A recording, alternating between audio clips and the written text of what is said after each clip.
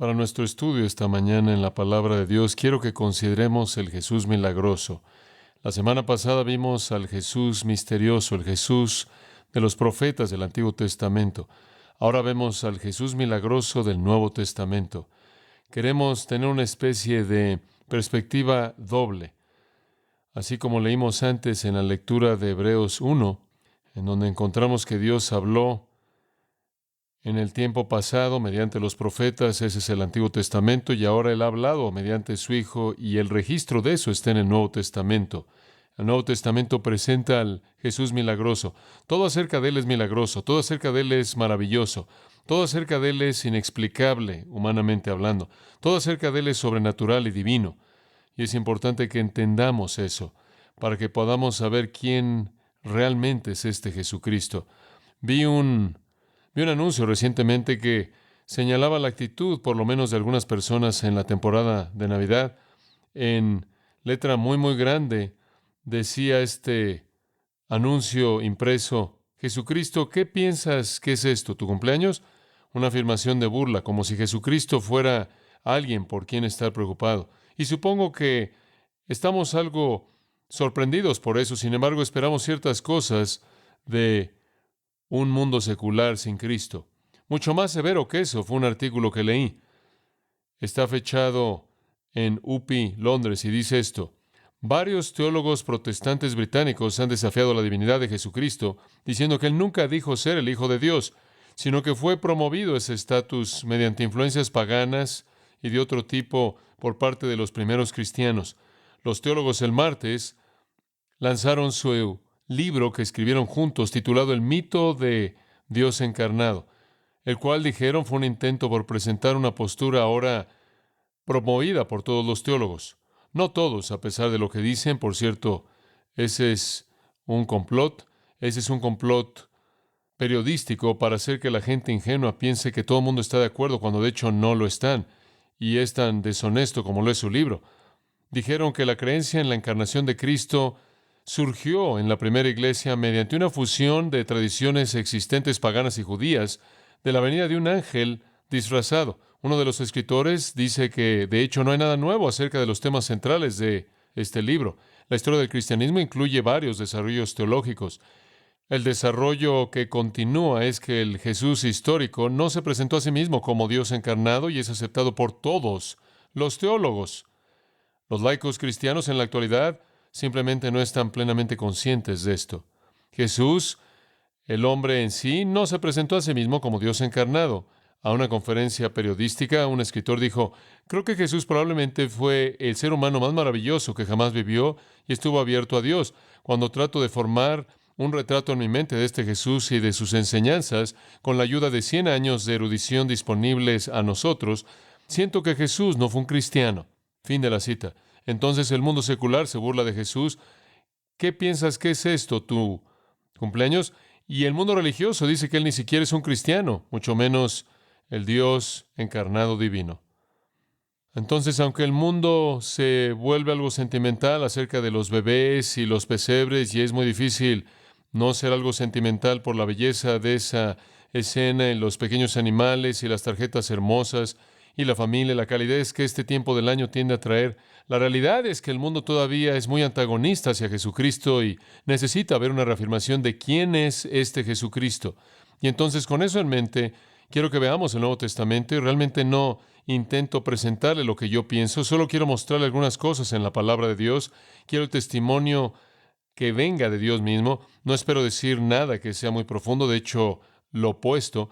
Le voy a recitar realidades muy simples acerca de el Señor Jesucristo, simples únicamente en términos de su presentación, profundas en términos de su implicación y realidad. Pero la historia antigua todavía necesita ser reiterada, porque hay un mundo que está allá afuera que realmente no entiende quién es Cristo. La razón por la que no entienden esto es porque son ignorantes de manera deliberada, escogen su propio pecado y su propia voluntad sobre el plan de Dios. Ahora, cuando usted llega al Nuevo Testamento, hay un tema dominante que marca la vida de Jesucristo, y es lo milagroso. Él siempre es el Jesús milagroso. Él es identificado como alguien que es divino, como deidad, como Dios en carne humana, mediante señales y maravillas, al hacer aquello que es humanamente, naturalmente imposible e inexplicable. Y entonces, conforme vemos a Jesucristo, debemos ver a Dios, porque no hay otra manera de explicarlo fuera de que Él es Dios. Su vida es divina de manera tan obvia que ninguna mente humana jamás pudo haber concebido una persona como Él. Nunca pudo haber creado una persona como Él, o pudo haber hecho eso. ¿Por qué razón los hombres inventan un hombre que los condena a todos al infierno eterno si no creen en Él? ¿Y cómo es que los hombres van a saber presentar la perfección cuando son tan imperfectos? Ninguna pluma humana jamás habría inventado las palabras que Él dijo, la vida que Él vivió, y como Philip Schaff, el gran historiador, dijo, la vida de Jesucristo es el lugar santísimo en la historia del mundo. Él debe ser de Dios, no hay otra explicación. Inclusive los críticos y escépticos quedan asombrados por Jesucristo. H. G. Wells, el escritor, pensado como la mayoría, como un futurista, pero de hecho estuvo involucrado en el ocultismo y quizás inclusive fue un medium, y uno que estuvo involucrado en asuntos satánicos. H. G. Wells, en mayo de 1935, escribió esto en el Reader's Digest: cuando se me preguntó qué individuo ha dejado la impresión más permanente en el mundo, la manera de la pregunta casi llevaba la implicación de que fue Jesucristo de Nazaret, y estuve de acuerdo. Schaff, ese gran historiador del cristianismo, lo mencioné hace un momento, dice esto: el Jesús de Nazaret, sin dinero y sin armamento, conquistó a más millones que Alejandro, César, Mahoma y Napoleón. Sin la ciencia y el aprendizaje, Él ha dado más luz en las cosas que son humanas y divinas que todos los filósofos y eruditos combinados. Sin elocuencia de las escuelas, Él habló con tales palabras de vida como nunca antes habían sido habladas, o desde ese entonces han sido habladas, y produjeron efectos que van más allá del alcance de cualquier orador y poeta. Sin escribir en una sola frase, Él ha echado a andar más plumas y ha provisto más temas para más sermones y oraciones y más discusiones y volúmenes informados, obras de arte y canciones de alabanza que el ejército entero de grandes hombres de tiempos antiguos y modernos. Fin de la cita. Conforme usted ve la vida milagrosa de Jesucristo, usted ve verificación de que Él es Dios en carne humana, sin importar lo que 7 teólogos protestantes británicos dicen. Todo acerca de Él es milagroso, y los milagros hablan de Dios. Como puede ver, los milagros siempre han sido dados para certificar la revelación divina. Cuando Dios habló en el Antiguo Testamento, la palabra escrita, Él la certificó con milagros. Cuando Él habla en el Nuevo Testamento, la palabra viviente de nuevo, Él la certifica con milagros. Y en donde usted tiene milagros, usted tiene la marca de intervención divina. Y el hecho de que la Biblia literalmente está llena de milagros es el testimonio de que es la revelación de Dios mismo. Y no nos deberían sorprender los milagros. Si hay un Dios, entonces Él puede intervenir en este mundo cuando Él quiere. Y el hecho de que Él lo hace debería consolarnos, no hacer que seamos escépticos. Usted podría imaginarlo de esta manera. Si usted tuviera muchos trenes eléctricos en una gran mesa, en un cuarto, usted tendría estos diferentes vías y motores, y todo estuviera ya listo, ya con ajustes preseleccionados, si el tren está dando vueltas en las vías y estuviera controlado por una serie de transformadores, usted simplemente colocaría aquí el interruptor y allá. Usted podrá decidir la velocidad al mover una pequeña perilla hacia adelante y hacia atrás, y usted podría ver que Dios básicamente ha hecho lo mismo en la historia humana. Todo está arreglado. Hay movimiento de esta manera y de esa manera, de acuerdo con la vía. Todo se mueve de acuerdo con la manera en la que está arreglado, conforme Dios, por así decirlo, mueve el transformador divino. Pero como el hombre con el pequeño sistema, de vez en cuando, él quiere cambiar algo, entonces él simplemente mete la mano y levanta el motor. Ahora, si usted resultara ser una pequeña persona que estuviera ahí en ese tren, de alguna manera quedaría sorprendida por lo que acaba de suceder. Pero desde nuestro punto de vista es muy simple entenderlo. Él levanta la locomotora, la mueve por acá, le engancha diferentes vagones, desarrolla una configuración diferente, mueve la vía, y no entramos en pánico por eso. Si hay alguien más grande que el sistema, Él puede intervenir en el sistema en cualquier momento que Él quiera. Y Dios ha hecho lo mismo. Dios ha establecido las cosas en la vía, Él las echó a andar, son guiadas por su transformador divino de mantener todas las cosas por la palabra de su poder, pero de vez en cuando Él mete la mano y hace algo que es totalmente incomprensible e inexplicable desde nuestro punto de vista. Y cuando eso sucede, sabemos que hay un Dios, así como cuando sucedería en un pequeño sistema de trenes. Cualquier persona que estuviera en un vagón sabría que hay alguien más grande que está ahí arriba que el sistema. Y entonces le permitimos a Dios intervenir. Y cuando Dios se revela a sí mismo, Él debe revelarse a sí mismo de una manera que usted sabe que Él es Dios y no un hombre. Y entonces Él tiene que hacer cosas que son sobrenaturales. Y cuando usted ve la vida de Jesucristo, si hay algo que usted sabe con toda certeza, usted sabe que Él es Dios, porque Él hace lo que ningún hombre jamás podría hacer y dice lo que ningún hombre jamás podrá decir. Y no hay otra explicación más que Jesús es Dios. Y decir que Él no afirmó eso es la cúspide de la torpeza, porque eso es precisamente lo que Él dijo. Ve a Juan capítulo 5 y vamos a comenzar en ese punto. Y simplemente vamos a ver varios pasajes y refrescar nuestras mentes en la maravilla del Jesús milagroso. En Juan 5, en el versículo 18, leemos esto. Por tanto, los judíos buscaron más matarlo. Los judíos querían matar a Jesús. Y aquí le dice usted por qué. Porque Él no solo había quebrantado el día de reposo, aquí estuvo lo peor, sino que también dijo que Dios era su Padre, haciéndose igual a Dios. Jesús estaba haciéndose a sí mismo igual a Dios. Ellos lo supieron, lo entendieron y no les gustó. Podrán haber algunos escépticos y algunos críticos en la actualidad que no saben lo que Jesús estaba diciendo, pero los judíos en ese entonces lo supieron con toda certeza. Supieron exactamente lo que Él estaba diciendo. Él estaba haciéndose igual a Dios y al hacer eso, o Él era Dios o Él era el blasfemo definitivo. O Él era Cristo o Él era el anticristo, y no hay nada entre estos dos puntos. Versículo 23, Él añadió, al decir simplemente que Él era igual con Dios, Él demandó adoración por igual. Dice que todos los hombres deban honrar a Dios, así como honran al Padre. El que no honra al Hijo, no honra al Padre que le envió. Él demanda honor por igual, adoración por igual con Dios el Padre. Dice que usted no puede separar a los dos. Si usted adora a uno, debe adorar al otro. Si usted adora al otro, usted debe adorar a uno. Y entonces Él demanda ser conocido como igual con el Padre, igual en naturaleza, igual en adoración. ¿Cómo es posible? ¿Qué evidencia tenemos de que Él es igual a Dios? ¿De que Él es Dios en carne humana? Versículo 32 del mismo capítulo. Él dice, hay otro que da testimonio de mí, y yo sé que el testimonio que Él da de mí es verdadero. Y después Él discute a Juan el Bautista, quien también fue un testigo, pero no el testigo supremo. Después, en el versículo 36, Él regresa ese testigo supremo que Él mencionó en el versículo 36, o más bien en el versículo 36, Él regresa a lo que Él mencionó en el versículo 32. Pero tengo un testimonio mayor que el de Juan, ¿qué es? Porque las obras que el Padre me ha hecho que haga, las mismas obras que yo hago, dan testimonio de que el Padre me ha enviado. En otras palabras, la vida milagrosa de Jesús fue testimonio de su naturaleza divina. Digo, si Él simplemente hubiera hecho lo que la gente normal hace, no habrá razón para que nosotros supusiéramos que Él era divino. No habría razón en absoluto. Y entonces Él hizo lo que la gente no puede hacer. Él hizo lo milagroso, lo sobrenatural, lo divino, para que no hubiera duda acerca de su origen. Y sus obras milagrosas nos dicen exactamente quién es Él. Observe de nuevo el 10º capítulo del Evangelio de Juan. Y este es un énfasis en particular en Juan. Esto es la deidad de Jesucristo, a lo cual Él regresa una y otra vez.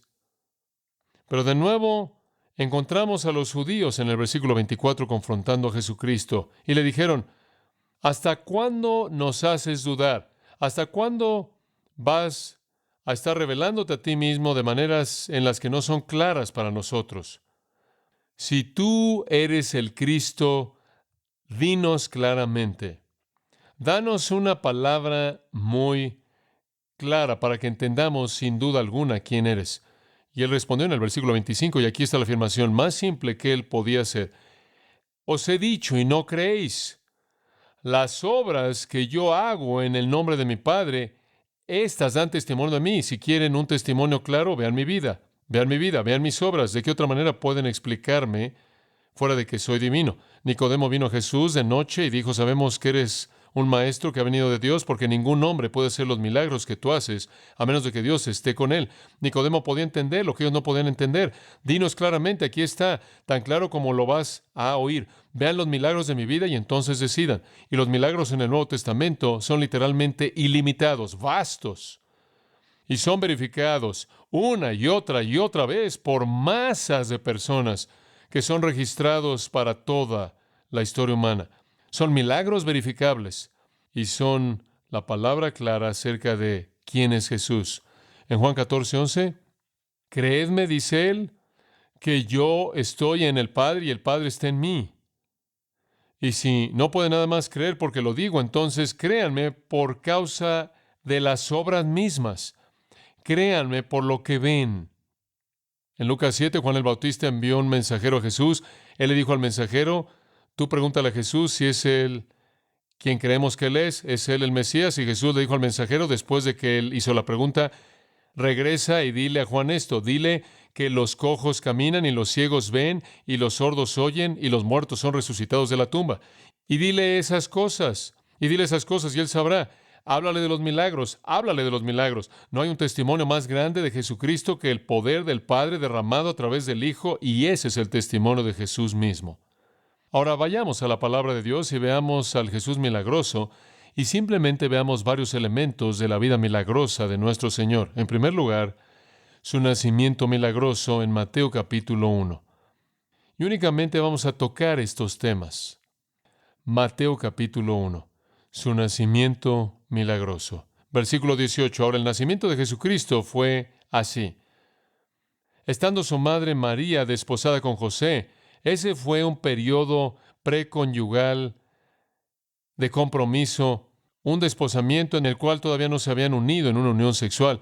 Estaban comprometidos. Antes de que se unieran, antes de que entraran en una relación sexual, se halló que había concebido del Espíritu Santo. Ahora eso nunca, jamás ha pasado antes o desde ese entonces. El Espíritu Santo implantó la simiente en ella sin un hombre como un instrumento. Bueno, José, su marido, siendo justo, un hombre justo, él no quería hacerla un ejemplo público. Él pudo haberla arrastrado enfrente de la comunidad entera y haberla apedreado enfrente de todo el mundo por ser una adúltera, pero él realmente no quería hacer eso. Él era un hombre justo. Él quería hacer lo que era lo correcto, pero él no quería hacer lo que probablemente era la opción más devastadora que él tuvo. Entonces él decidió divorciarse de ella. La ley proveía que en el caso de adulterio el divorcio podía ocurrir. Entonces el versículo 20 dice que él comenzó a pensar en estas cosas. Después de todo, aquí estaba esta mujer que él imaginaba que era tan pura y tan intachable y una virgen del rango más elevado. Él la había conocido por suficiente tiempo como para conocer la calidad de la vida de ella. Y ahora ella está embarazada y él sabe que no fue él. Él asume que debió haber sido alguien más. Él está despedazado y en shock y no sabe qué hacer excepto por divorciarse de ella. Y conforme él pondera esto, en el versículo 20, un ángel del Señor le apareció a él en un sueño y dice, José, hijo de David, no temas tomar a María, tu mujer, porque aquello que en ella es concebida es del Espíritu Santo. No hubo ningún otro hombre.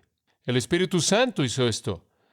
Y ella dará a luz un hijo y llamará su nombre Jesús, porque él salvará a su pueblo de sus pecados. Jesús significa Salvador. Ahora todo esto sucedió para que se cumpliese lo que fue hablado por el Señor a los profetas, diciendo aquí, la Virgen concebirá y dará a luz un hijo y llamará su nombre Manuel, que traducido es Dios con nosotros. Entonces José se levantó de su sueño e hizo como el ángel del Señor le había dicho, y tomó a su esposa y no la conoció, esto es, no tuvo relación conyugal con ella, hasta que ella dio a luz a su primogénito y llamó su nombre Jesús.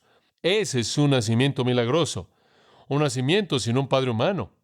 Dice, ¿acaso eso no fue añadido más tarde por algún mito pagano que se infiltró en el cristianismo? No, en absoluto. Usted puede remontarse a algunos documentos que han sido hallados desde el 70 después de Cristo, y usted va a hallar en una lista de genealogías el nombre de Jesús, quien se dice que fue el hijo bastardo de una mujer casada. Entonces, inclusive ellos sabían que José no fue su padre, pero ellos supusieron lo peor y supusieron que él fue un hijo ilegítimo. Usted puede regresar a la leyenda antigua de Pantera, el supuesto legionario romano, quien había impregnado a María, y lo que todo eso le dice a usted es que no hubo una explicación humana en términos de José y María para explicar que ella estuvo embarazada con un hijo, y el mundo quería pensar lo peor e inventa una María adúltera para resolver el problema.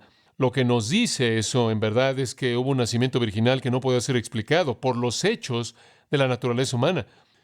Usted ve cuando Juan 6:38 dice que Jesús dijo, he descendido del cielo no para hacer mi propia voluntad, sino la voluntad del que me envió. Él estaba diciendo algo muy profundo. Jesús no comenzó a existir cuando él nació en Belén. Él fue enviado de Dios en esa forma humana. Él ya existía. Y él descendió a ese cuerpo humano, y cuando el tiempo se cumplió, él regresó al Padre de quien él había venido originalmente. Pero él preexistió. Y todo Lo que el Espíritu Santo hizo fue implantar la semilla en María para dar la forma física que podía ser ocupada por el segundo miembro de la Trinidad, quien siempre había existido desde toda la eternidad.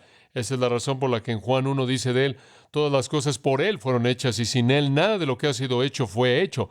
Él fue Dios mismo, el Creador. Él preexistió su propia encarnación. Esa es la razón por la que dice en el versículo 10, él estuvo en el mundo y el mundo fue hecho por él y el mundo no le conoció. Esa es la razón por la que dice en Juan 1:14, aquel verbo fue hecho carne. El verbo siempre fue, simplemente se volvió carne y vivió entre nosotros y vimos su gloria y vimos que fue la gloria como del unigénito del Padre, lleno de gracia y de verdad. Fue deidad en carne humana. Jesús llevó esto al punto en el que los judíos literalmente entraron en pánico. En Juan 8, versículo 56, él está hablando de Abraham y él dice, vuestro padre Abraham se regocijó por ver mi día y él lo vio y le dio gusto. Y los judíos dijeron, no tienes 50 años de edad y has visto a Abraham. Y él dice, antes de que Abraham fuera, yo soy. ¿Sabe usted cuál fue su reacción? Recogieron piedras para apedrearlo hasta la muerte y él escapó de ellos. En el capítulo 16 del Evangelio de Juan, en el versículo 28, salí del Padre y vengo al mundo de nuevo y dejo el mundo para ir al Padre. En otras palabras, Él preexistió. Él vino del Padre al mundo. Él va a dejar el mundo y va a regresar al Padre. En Juan 17:5, Él oró, Padre, restórame la gloria que tuve contigo antes de que el mundo comenzara. Porque yo terminé la obra que tú me diste que hiciera aquí. Jesucristo siempre existió en deidad, cara a cara con el Padre.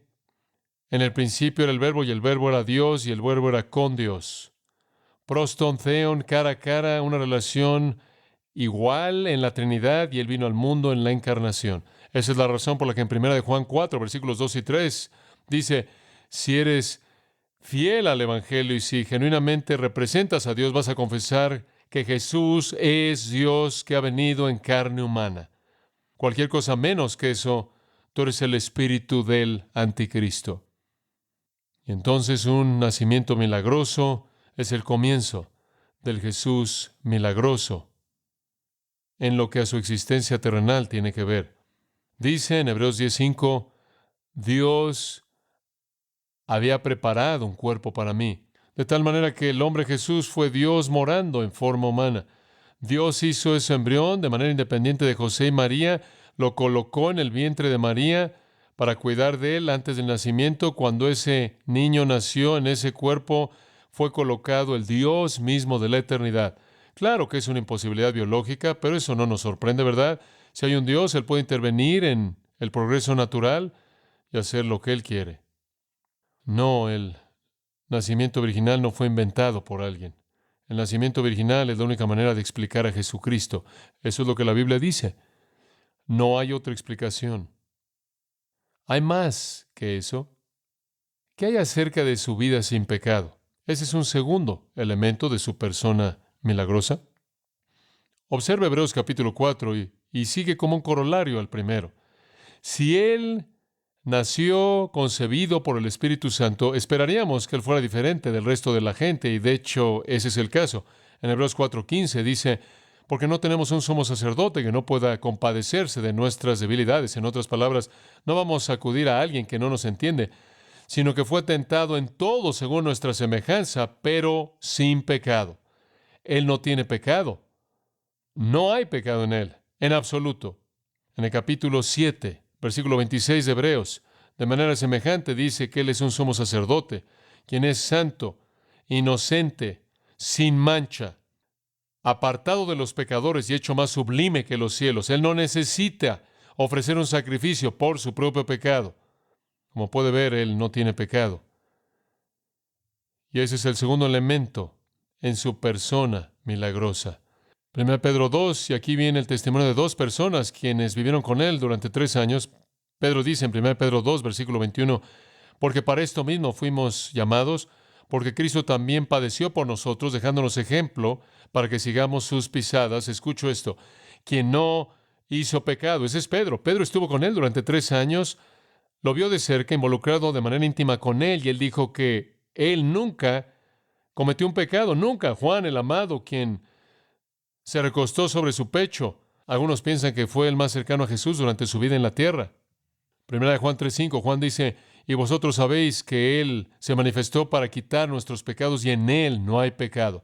Y ese es el testimonio de Juan, quien lo conoció también, y de Pedro, quien lo conoció bien. No hubo pecado en Él, inclusive Judas, quien se habría deleitado en haber hallado alguna razón para justificar la traición, no lo pudo encontrar. Él no pudo encontrar algo para apaciguar su propio dolor, para calmar su propia culpabilidad, para aliviar el dolor tremendo de lo que él había hecho y tratar de deshacerse del dinero y lavar la sangre de sus manos. Él clama: he pecado porque he entregado sangre inocente. Créame, si él pudo haber encontrado alguna manera de salirse de esa culpabilidad, lo habría encontrado. Pablo dice: al que no conoció pecado, por nosotros se hizo pecado. En Juan 8:46, Jesús dijo: ¿quién de vosotros me convence de pecado? Hable. Silencio. Inclusive en su juicio no podían presentar nada. En vano vemos la biografía de Jesucristo para encontrar una sola mancha o la sombra más tenue de su virtud, que es totalmente pura. Inclusive Pilato, quien habría dado todo por encontrar simplemente una acusación para que fuera legítima en la convicción de Jesucristo, para aliviar su propia culpabilidad, quien habría encontrado con gusto solo una cosa que estuviera mal, tuvo que decirle a la multitud: no hallo falla en este hombre. Nadie jamás lo halló. Los romanos no pudieron, los judíos no pudieron, los discípulos no pudieron, la historia no pudo, nadie pudo, porque no hubo ninguno. Y no fue solo la ausencia de pecado, fue la presencia de rectitud y santidad absolutas. Jesús nunca pudo haber escrito el Salmo 51. Él nunca pudo haber escrito el Salmo 32. Él nunca pudo haber escrito Romanos capítulo 7. Jesús nunca confesó su pecado. Él nunca necesitó confesar su pecado. Nunca hubo ningún pecado que confesar. Él nunca necesitó gracia. Él nunca necesitó misericordia. Entonces usted comienza con un nacimiento milagroso y después usted tiene una vida milagrosa sin pecado. ¿Cómo puede explicar eso? Usted no lo puede explicar humanamente. Es inexplicable. Hay un tercer factor: sus palabras milagrosas. Sus palabras milagrosas. Lucas 4:32 dice que estaban continuamente asombrados ante su enseñanza. Juan 7:46, la policía del templo regresó después de que habían sido enviados a apresar a Jesús. Regresaron y dijeron esto. Estaban sin palabras. Dijeron: nunca un hombre habló de la manera en la que este hombre habla. Cuando él dio el Sermón del Monte, al final de Mateo 7, dice que literalmente estaban asombrados porque él habló como alguien que tenía autoridad y no como los escribas y los fariseos. Cuando él tenía 12 años de edad, en Lucas 2, 46 y 47, él fue al templo y los líderes de Israel, hablándole a un niño de 12 años, estaban absolutamente sorprendidos ante sus preguntas y sus respuestas, dice el texto. Nadie jamás habló como él habló, nadie jamás enseñó como él enseñó, nadie jamás conoció la sabiduría que él conoció. Por conclusión común de la historia, Jesucristo es el maestro más grande que jamás vivió. Inclusive la gente que lo rechazó no puede negar el poder increíble de la sabiduría de su enseñanza. Los evangelios, sin duda alguna, son la literatura más grande jamás escrita.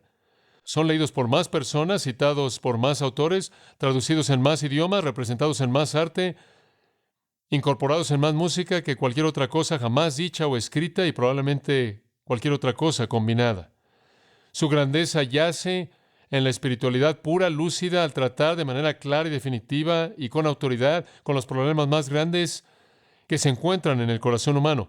Como puede ver usted, Jesús fue a las preguntas reales. ¿Quién es Dios? ¿Acaso Él me ama? ¿Se preocupa por mí? ¿Qué debo hacer para agradarlo? ¿Cómo es que Él me ve? ¿Qué hay acerca de mi pecado? ¿Cómo puedo ser perdonado? ¿A dónde iré cuando muera? ¿Cómo debo vivir en este mundo? ¿Cómo debo tratar a otros? Todas esas preguntas profundas las respondió Jesús. Sholem Ash, quien es un judío, escribe: Jesucristo es la personalidad sobresaliente de todos los tiempos. Ningún otro maestro, judío, cristiano, budista o maometano, todavía es un maestro cuya enseñanza es una guía a tal grado para el mundo en el que vivimos.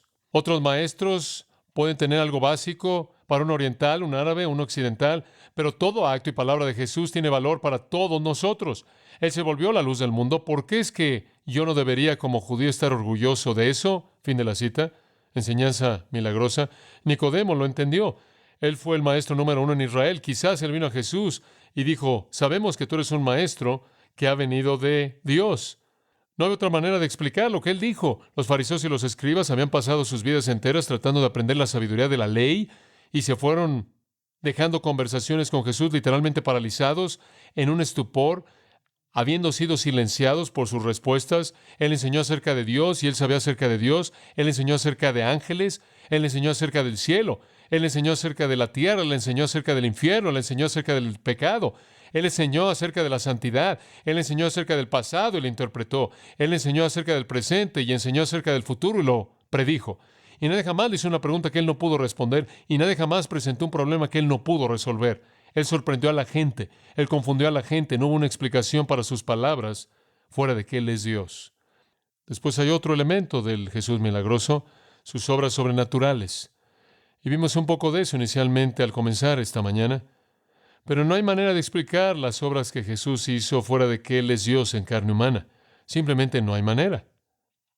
Ningún hombre, dijo Nicodemo, podría hacer las cosas, los milagros que tú haces, a menos de que Dios estuviera con él. Es obvio. Una y otra vez, los testigos oculares que lo vieron solo podían concluir una cosa, que él hace cosas sobrenaturalmente. Algunas veces querían atribuirlo a Satanás, pero eso era imposible porque sus obras siempre fueron moralmente puras y debieron haber sido de Dios. En Mateo 4:24 dice que su fama se esparció por toda Siria.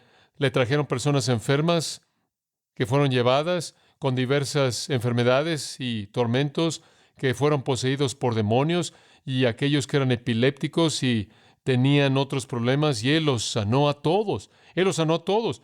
Como hemos estado aprendiendo en el Evangelio de Mateo, Él expulsó la enfermedad de Palestina durante los años de su ministerio. Fue un despliegue increíble de poder divino, de un fin de esa nación al otro. ¿Cómo va a explicar usted eso? Él curó a todo mundo y Él los curó instantáneamente y Él los curó de manera total. Y no fue solo por causa de la curación, fue por causa de certificar su naturaleza como Mesías, certificar su deidad. Esa es la razón por la que Él lo hizo. En Juan 2:23, cuando Él estuvo en Jerusalén con la Pascua, y en el día de la fiesta muchos creyeron en su nombre cuando vieron los milagros, los cuales Él hizo, y ese fue el punto entero. Él no solo curó a la gente para que pudieran estar bien, Él los curó para que pudieran creer que Él era Dios en carne humana. Él no solo resucitó a los muertos para que pudieran estar vivos, Él resucitó a los muertos para que la gente pudiera ver que éste era Dios en acción. Él nunca hizo milagros para satisfacer la curiosidad. De hecho, cuando la gente vino por esas razones, Él simplemente dijo, no les doy señal. Sus milagros mostraron que Él tenía que venir de Dios. Piensa en cómo Él controló la naturaleza. Él convirtió agua en vino en Juan 2. Él calmó la tormenta en Mateo 8. Él pudo controlar a los peces en Lucas 5 y Juan 21. Él pudo multiplicar el alimento en Juan 6. Él caminó sobre el agua en Mateo 14. Él tomó dinero de la boca de un pez. Lo colocó ahí para que pudiera tener suficiente dinero para sus impuestos y los de Pedro en Mateo 17. Y la higuera se secó cuando Él la maldijo en Mateo 21. Ve el control que Él tuvo sobre la enfermedad. Simplemente algunas muestras. Él curó a un leproso en Lucas 5. Él curó a un paralítico en Marcos 2. Él curó a la mamá de la esposa de Pedro de una fiebre en Marcos 1. Él curó al hijo de un noble en Juan 4. Él curó una mano seca en Marcos 3. A un sordo y mudo en Marcos 7. La ceguera en Juan 9. 10 leprosos en Lucas 17. Restauró la oreja de Malco en Lucas 22. Curó otra enfermedad en Lucas 14, y esas son únicamente muestras. Ahora, ¿cómo explica usted eso? Ningún supuesto curador moderno, sea el carismático o psíquico de cualquier otro tipo, puede compararse con el Señor Jesucristo. Él confrontó la muerte y la superó. La hija de Jairo estaba muerta, Él la resucitó de los muertos. El hijo de la viuda estaba muerto, Él lo resucitó de los muertos, Lucas 7. Lázaro estaba muerto, Juan 11, y Él lo resucitó de los muertos. Después, cuando Él murió, Él mismo resucitó. ¿Cómo puede explicar usted eso? Dice usted, eso no es verdad. No diga eso. El testimonio de la Escritura es que eso es verdad. Y la Escritura presenta una evidencia masiva, histórica. Y los testigos oculares para todas estas cosas van más allá de cualquier refutación. Es interesante el testimonio de Julián el Apóstata. Un título interesante, ¿no es cierto? Julián el Apóstata fue un emperador romano de alrededor del 361 al 363, y él odiaba a los cristianos y odiaba a Cristo. Esto es lo que él escribió. Creo que esto es realmente interesante. Jesús ahora ha sido celebrado por unos 300 años. sin haber hecho nada en su vida digno de fama. A menos de que alguien piensa que es una gran obra curar a los cojos y a las personas ciegas y hacer exorcismos endemoniacos en las aldeas de Bethsaida y Betania. Fin de la cita. Me gusta eso. A menos de que usted piense que eso es algo muy serio. Él no hizo nada. Es interesante que inclusive un escéptico como Julián el Apóstata no podía negar el hecho de que él hizo eso. Claro que lo hizo. Sus obras milagrosas son una de las verdades mejor certificadas de toda la historia humana. El Nuevo Testamento es un relato completo, no solo por parte de Mateo, sino por parte de Marcos, y no solo por parte de Marcos, sino por parte de Lucas, y no solo por parte de Lucas, sino por parte de Juan, y después no solo por ellos, sino por Pedro y Pablo, todo está aquí. Hay otro elemento de su vida milagrosa que es su influencia milagrosa. La única manera en la que usted puede explicar la influencia de Jesucristo es que él debió haber sido más que un hombre. Su influencia realmente está reducida a una afirmación simple, maravillosa en Hechos 4:12, y en ningún otro hay salvación. En otras palabras, Él puede hacer algo que nadie más puede hacer en toda la historia del mundo, porque no hay otro nombre bajo el cielo dado a los hombres en que podamos ser, ¿qué?, salvos. De todas las personas que jamás vivieron en la historia del mundo o jamás vivirán, solo una de ellas ha tenido la influencia que Él ha tenido, y ese es salvar a los hombres de su pecado, del infierno, de la muerte, de Satanás. Él es el único. Nadie como Él, totalmente excepcional, el único Salvador. Renan, inclusive el ateo francés Renan, dijo: sea cual sea la sorpresa del futuro, una cosa es segura: Jesús nunca será sobrepasado. Napoleón dijo: conozco a los hombres y les digo, Jesucristo no es un mero hombre. Entre él y cualquier otro hombre en el mundo no hay un término posible de comparación. Jesús salvó a los hombres de sus pecados y todavía lo está haciendo. Y cuando Él lo ha hecho, jamás es deshecho. ¿Sabe usted que no existe algo como un excristiano? Ni uno. Nadie jamás quiere salirse una vez que ha entrado. Hay personas en la actualidad cuyas vidas están siendo transformadas por el poder y la influencia de Jesucristo para el tiempo y la eternidad. Nadie que jamás vivió ha tenido ese tipo de impacto. La gente en la actualidad está corriendo a los brazos de Jesucristo para recibir el regalo de la salvación. Jesús le dio a ciertos hombres un impacto como para ser jamás alcanzado en los registros enteros de la raza humana, y después de 2000 años, su impacto todavía sigue, su influencia todavía se lleva a cabo, y diariamente hay personas que tienen experiencias revolucionarias tremendas que asocian con Jesucristo. La personalidad de Jesucristo es sin paralelos, sin comparaciones, única, incomparable. Él es el Maestro supremo de todo. El maestro de multitudes hambrientas y fariseos enojados, el maestro de teólogos inteligentes y pecadores amargados, el maestro de discípulos torpes y gobernadores romanos. Él es el maestro de sí mismo. Él lucha medianoche en medio de los olivos, luchando con sudor y sangre y lágrimas, y sale victorioso en dedicación total a Dios. En la agonía terrible de la cruz, Él es el maestro. Todo a su alrededor está en furia, inclusive los elementos están en caos, y Él está en calma. Él es el maestro de su propia voluntad, su propia lengua, su propio corazón. Él hace una pausa en medio de todo el caos del acto de llevar el pecado en la cruz para perdonar al ladrón penitente. Él abre las puertas del paraíso a ese ladrón. Él consuela a su propia madre. Él cuida de su amado discípulo Juan. Y en medio del shock de la pérdida de sangre y la sed terrible que él soportó, él en calma cumple la última profecía y dice: tengo sed, sabiendo que se acabó, y ofrece su espíritu a Dios. Y al hacer eso, Él compró la salvación para todos los que vienen a Él. Él influenció el mundo como ningún otro ser humano que jamás vivió lo ha hecho, y Él influenció el mundo más de lo que todos los que jamás han vivido combinados podrían haberlo influenciado.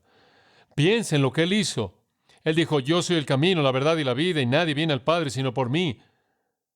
Él dijo: el Hijo del Hombre tiene poder en la tierra para perdonar pecados. Él dijo: todo aquel que me confesare ante los hombres, yo le confesaré delante de mi Padre que está en los cielos.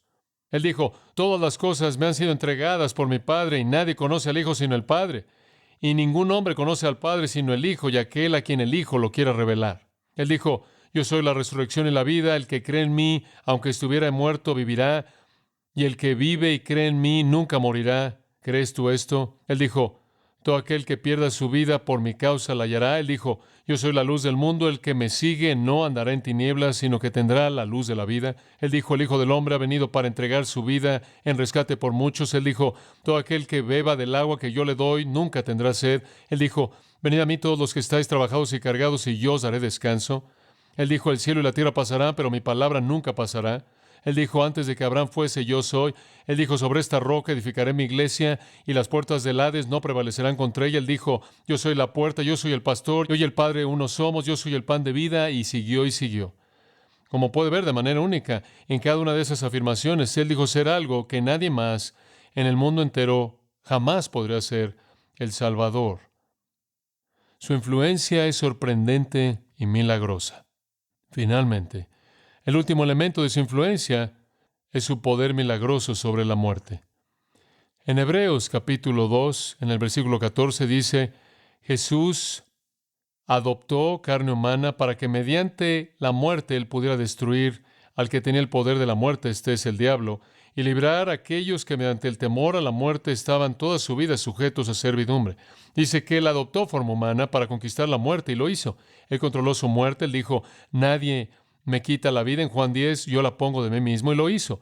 Él murió de acuerdo a la agenda. Él controló su propia sepultura, aunque su cuerpo estaba muerto. Él controló toda faceta de su sepultura. Él se aseguró de que nadie lo sepultara después de que se metió el sol. De lo contrario, habría eliminado los 3 días y las 3 noches. Él se aseguró de que todo estuviera de acuerdo con la agenda. Él se aseguró de que Él saliera de la tumba a tiempo.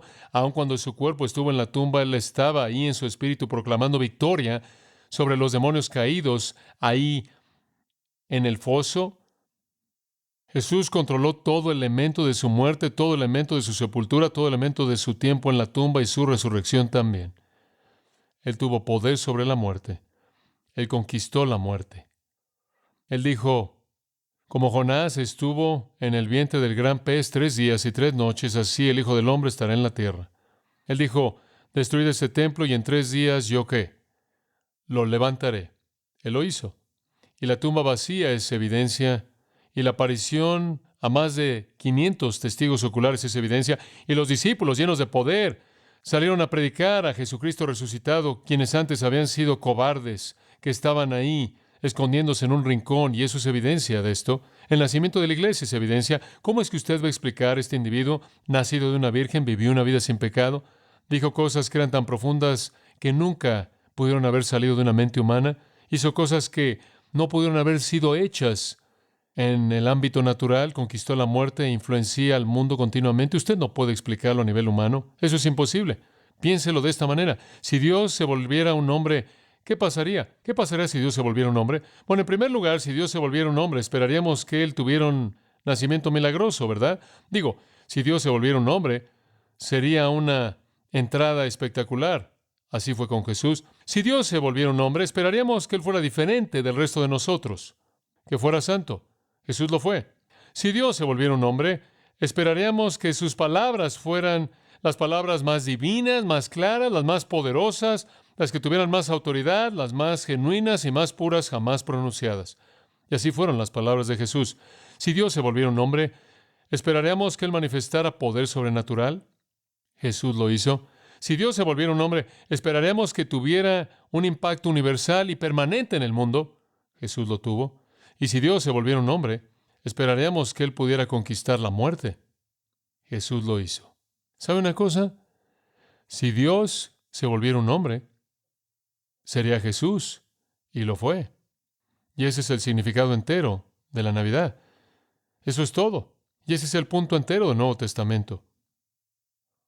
Voy a llegar a una conclusión al pedirle que vaya a Juan 20, 2 versículos 30 y 31. Creo que resumen la importancia de la revelación de Jesucristo. Y muchas otras señales, Juan 20, versículo 30, muchas otras señales verdaderamente hizo Jesús en la presencia de sus discípulos que no están escritas en este libro. No están escritas. Por cierto, si usted ve el capítulo 21, versículo 25, usted descubrirá que los libros del mundo no podrían contenerlas todas. Entonces no tenemos el registro completo. Pero, versículo 31 dice, estas están escritas para que creáis que Jesús es el Cristo, el Hijo de Dios. ¿Por qué? Para que creyendo tengáis vida mediante su nombre. ¿Qué tipo de vida? Vida espiritual, vida eterna, vida abundante, vida real. Como puede ver, es exactamente lo que Pablo dice. Dios estaba en Cristo reconciliando al mundo consigo mismo. Dios vino al mundo como Jesucristo para redimirnos. Y conforme vemos su vida, debemos creer que Él es el Hijo de Dios. Y al creer, tenemos vida mediante su nombre. Dios estaba en Cristo, 2 Corintios 5:19 dice, Dios estaba en Cristo reconciliando al mundo consigo mismo. Y después Él dice, y nos ha encomendado el ministerio de la reconciliación y ahora somos embajadores de Cristo. El mensaje es simple. Dios vino al mundo en la forma de Jesucristo. Si usted cree, usted tiene vida eterna. Si usted cree y recibe al Salvador, usted tiene vida eterna. Para aquellos de nosotros que hacemos eso y somos reconciliados con Dios, Él nos da el ministerio de la reconciliación y nos envía de regreso como embajadores para representarlo. Entonces, hay un mensaje ahí para todos nosotros.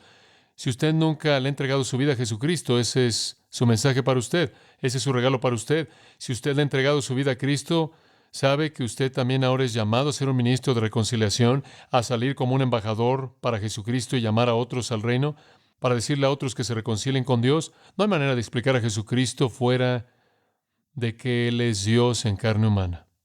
Y si usted se rehúsa a hacer eso, es porque usted ama su pecado. Y usted escoge sus tinieblas en lugar de la luz. Eso es lo que Jesús dijo. Y Él lo dijo de manera tan precisa, tan penetrante. Y no queréis venir a mí para que tengáis vida. Él colocó la carga en la gente. Su respuesta a Jesucristo es simplemente eso, su respuesta. Conforme el Espíritu de Dios motiva su corazón, que usted responda en fe. Y si usted lo ha hecho, que usted entienda su responsabilidad de salir y predicar el mensaje de reconciliación al mundo. Inclinémonos en oración. Padre de gracia, de nuevo se nos ha recordado la historia simple, sin embargo profunda, de Jesucristo. Esta es la verdad. La verdad. Verificada no solo por la historia, verificada también por el testimonio del Espíritu Santo en nuestros corazones. Porque Él es el Espíritu quien nos convence acerca de quién es Jesucristo, acerca de la palabra de Dios. Y entonces pedimos, Padre, que Tú envíes el Espíritu a todo corazón y vida, que le ha rehusado a Jesucristo la entrada, que no ha creído en la plenitud de la fe salvadora.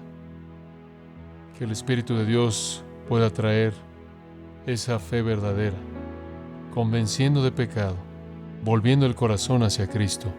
Oramos, Padre, con ese fin en mente para toda vida.